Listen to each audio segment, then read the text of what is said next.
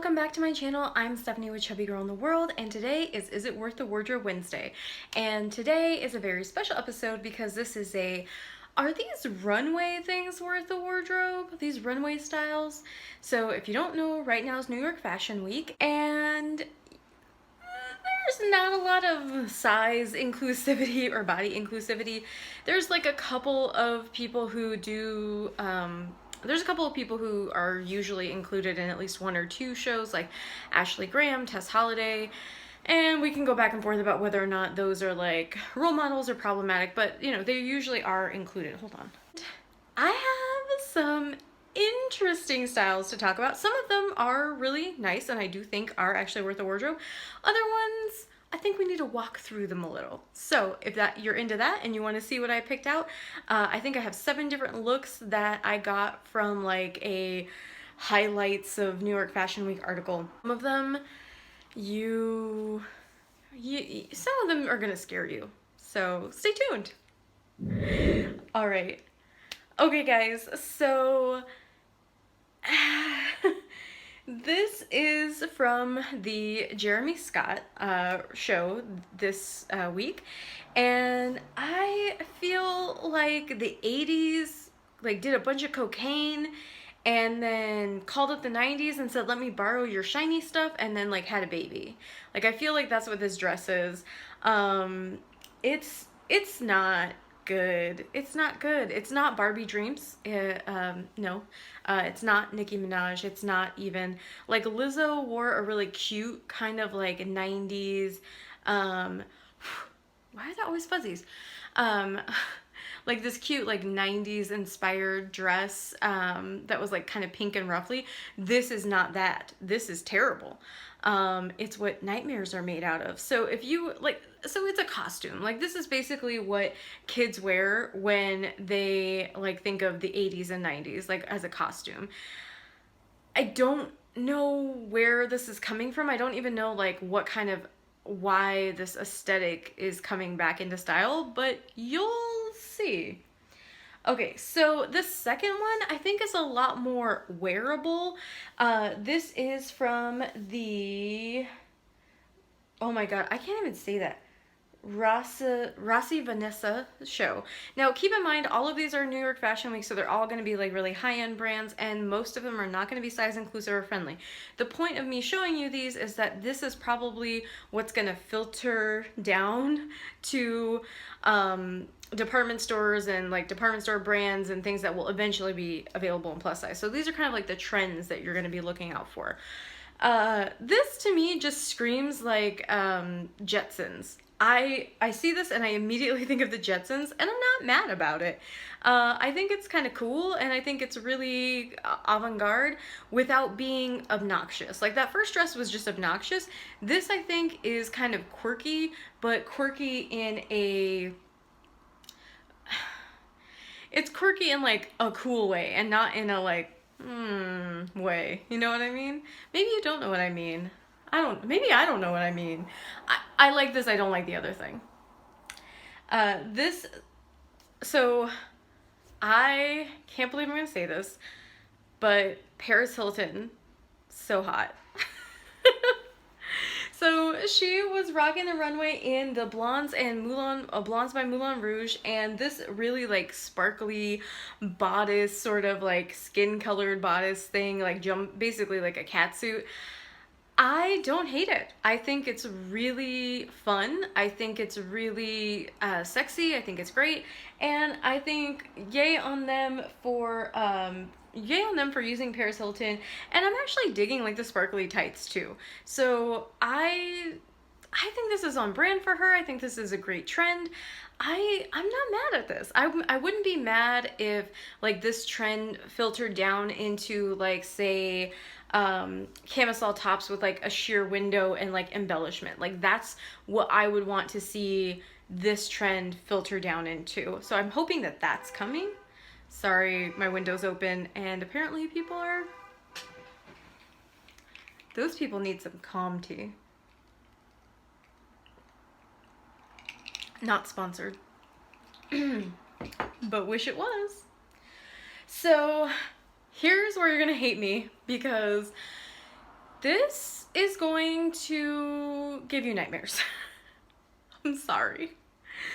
But this is like a weird, okay, I don't like jumpsuits to begin with. Like, I don't like jumpsuits at all. But this jumpsuit, if it is a jumpsuit, I don't even know what this is. I'll just show you the picture. It looks like a Muppet and like a weird, it looks like Muppet, Where's Waldo, and like a weird S&M designer got together and was like, what could we make that would just freak everyone out? And this is what they came up with. I hate this so much, and I hope this does not become a thing. I really don't want this. I don't want it. Don't want. If you do, I'm sorry. I don't know what to say to you. This next one I think would have been like a perfect, so all of these are supposed to be for spring 2020. I think this specific one would have been better for fall, winter. This is what I call the vampire but make it fashion look.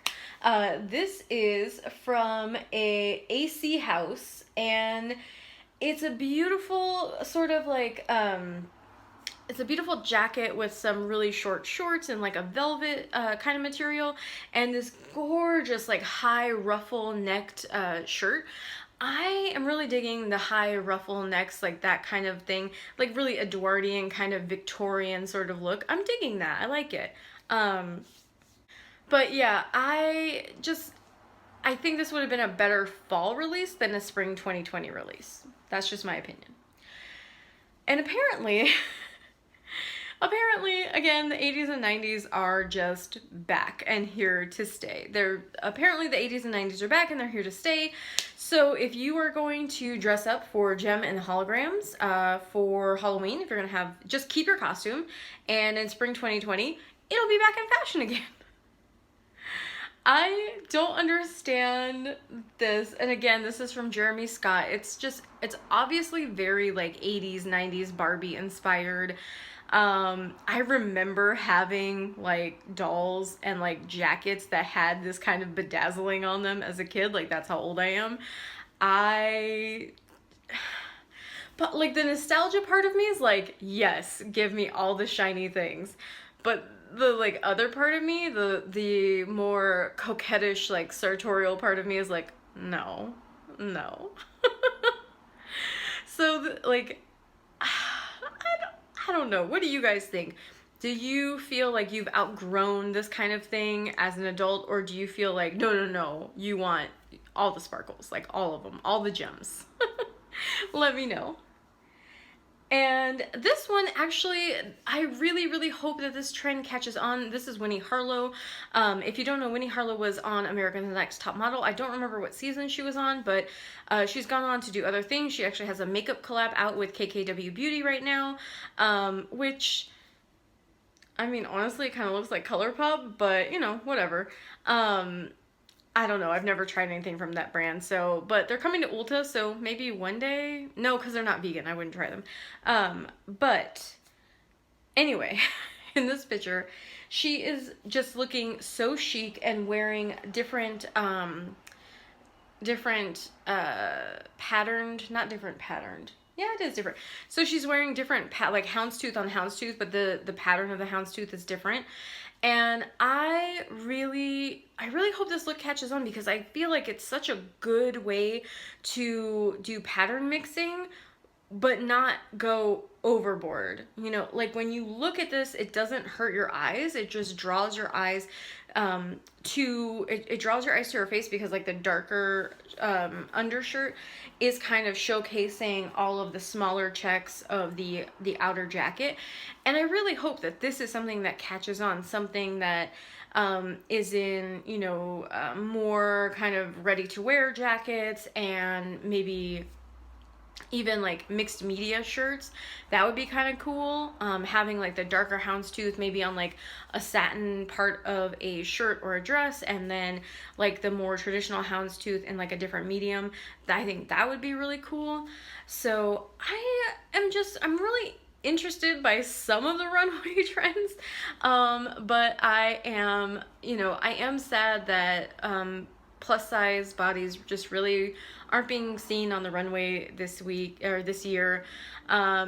I think the lack of body diversity really just kind of emphasizes the fact that we need our own plus size fashion show, and kind of I'm just tired of like begging these stupid designers to let us into their fashion houses, because you know what, if you aren't going to respect the fact that we exist, if you're not going to respect the fact that we're here and that we want to engage and try fashion and be represented, if you're not going to engage with the people who are literally begging you to spend money with you, then screw you guys. Like, I don't know what to say. Like, I am so, like, I love Calvin Klein, but I feel like I can never find any of their plus size stuff unless I go to like specifically Macy's. Like, they make plus sizes specifically for Macy's, but if you go to calvinklein.com, there's very few items available in plus size. If you go to Nordstrom Rack, like, there's, you know, stuff from Leota, there's stuff from Nanette Lepore, yeah. But you know, a lot of times if you go to like these designers' actual websites, they don't have that. And it's hard enough to just be a person in the world, just trying to find yourself, trying to find your style, trying to find those things. But then to have someone make it explicitly harder for you because they're trying to be aspirational, and to not include you as someone who is, to not include different body types as something to aspire to, is ridiculous, because your body isn't something you need to aspire to. Like, you have a body, you live in it, that's what it is. And exclusivity is, I mean, it's literally just dumb.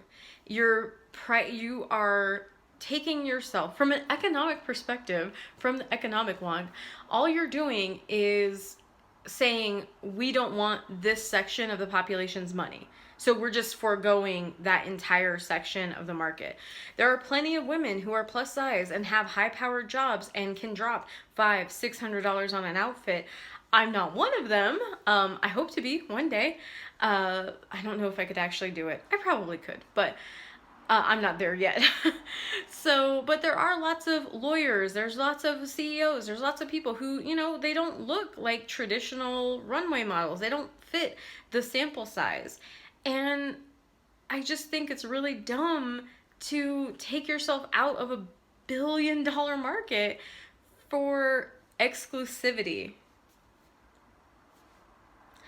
So let me know what you guys think in the comments down below. Do you think fashion houses should expand their range? Do you think we should put pressure on them to do that? Or do you think we should just support brands who already make plus size clothing and hold them to a higher design and structure and aesthetic fashion?